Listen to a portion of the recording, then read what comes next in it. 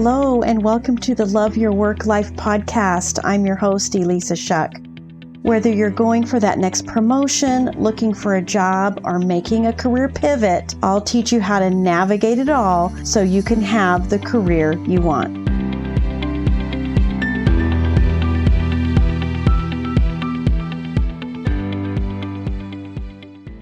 Welcome to episode 47. Super excited to have you here. You know, one of the interesting and common situations I find with clients is when they start looking for a job, especially when they've been doing what they've been doing for a long time, whether that's a job they love and they're ready to move on to a new industry, or a job they really don't like, and they're ready to find a new company culture, a new manager. It's really common to start looking and not see anything.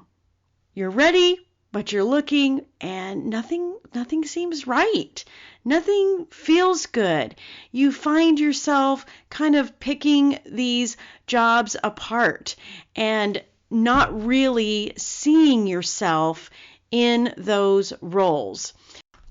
So for today's episode, I'm actually going to share a little snippet of the live group coaching call I did on this topic inside Job Search Field Guide. I'm going to give you some really practical ways to bust through that nothing is there, I can't find a job to apply for, what if there's nothing available for me, kinds of barriers that you might be encountering. All right, enjoy. Hello there. Let's talk job search strategy. Listen, you know, you're not going to get a job unless you look for a job.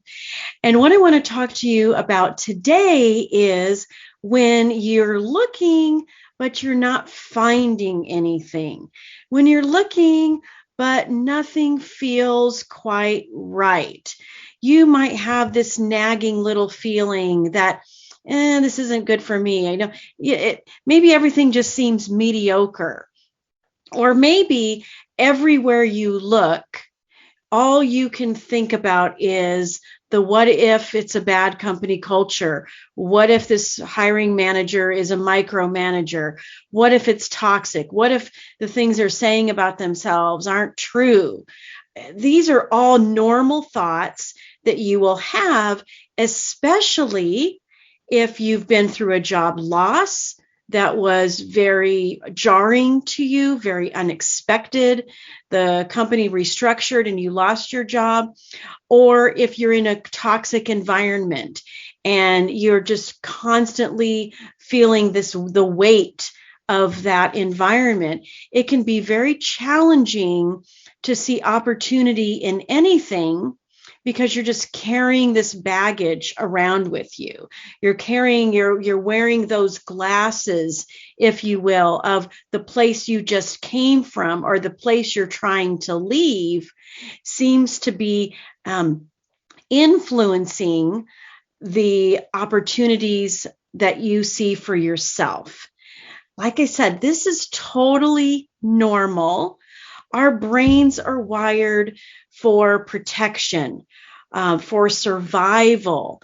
We have to do this to stay safe, but our brains can't tell the difference between going and hiding in a cave because there's a hurricane outside or a tornado, whatever you want to call it, or hiding from potential danger that is related to exposing ourselves to toxic places and toxic people, or places that have turned out to be insecure and unstable. So you want to override that primitive brain thinking, that lizard brain thinking, and start to open yourself to opportunities by being very, very intentional and processing the feelings you have, but moving past them. One of the ways you can think about this is being a very compassionate witness to your brain, right? If you're in a toxic environment right now, well, your brain is doing its job. It's trying to protect you from going there again. But the thoughts that you're having about future opportunities, if they are being influenced by the things that are happening to you or the things that have happened to you, then that's not serving you at all, because all you're doing is failing ahead of time. You're not landing a job. You're choosing not to land a job. Or worst case scenario, if your thought is the only jobs that are out there are toxic environments, guess what? That's all you're going to see is toxic environments, whether that's real or imagined. So the technique I'm going to teach you today is to help you get past those thoughts and consider what actually is possible for you by, instead of focusing on the negative what ifs, to create a list of the positive what ifs. So now I want you to dive a little bit deeper and start to target the perfect role for yourself. Take some time, write out all of the ideal qualities in the roles that you're seeking. So if your ideal role is that you get to lead a team, write that down. If your ideal role is that you get to present to leadership, if your ideal role includes strategizing and influencing team direction, company direction, department direction, all of those things that you want to participate in, that you can envision yourself participating in, list all of those things, because this is going to help you start to process away from what you don't want and towards what you do want. It's very powerful. And thoughts are just words, right? Thoughts are just strings of words in our brain. So when you start writing those strings of words on a piece of paper about the things you want in a role, the things you want in a company, it will start to help you create new and better strings of words in your brain. Now, you might consider looking back through your career history and pick out the favorite things. What about those favorite things are actually possible for you in what you want next? And write them down very specifically, even in, job description kind of format.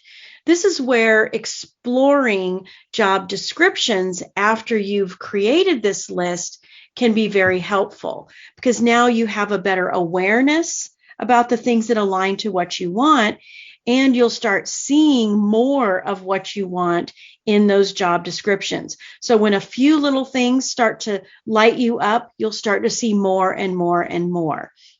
So combine this idea of your ideal is actually possible for you with job search strategy, seeking jobs, exploring jobs, looking at companies, looking at job titles and job descriptions, so that you can create this better sense of possibility, this better sense that you're not necessarily doomed to create what you didn't like in the past, or to fall into an opportunity that's so much like your past. You actually have the ability to create the role you want by knowing exactly what it is first, and then evaluating all roles, all opportunities against that ideal list. You're deciding here. And it's really amazing how, when you're clear on what you want, more and more of the opportunities that come your way are actually aligned with that. It's just the way our brains work. And it's just the way a job search can work when you get really, really intentional about what you want, as specific as possible. Don't feel like you have to water it down to have possibilities. Watering it down is exactly that, watering it down. Get super specific, get super clear, and then start looking and exploring for the companies and roles and decide if those are meeting your expectations for what you want. All right. Thanks, everybody. If you like listening to this podcast, then you are going to love my program, Job Search Field Guide. This is a unique opportunity. I offer group coaching 3 times a week alongside a 5-step process to help you land a job quickly.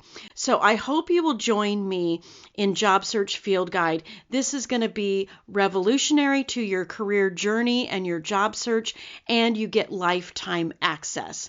So find it at elissashuck-careercoach.com, and I will see you there.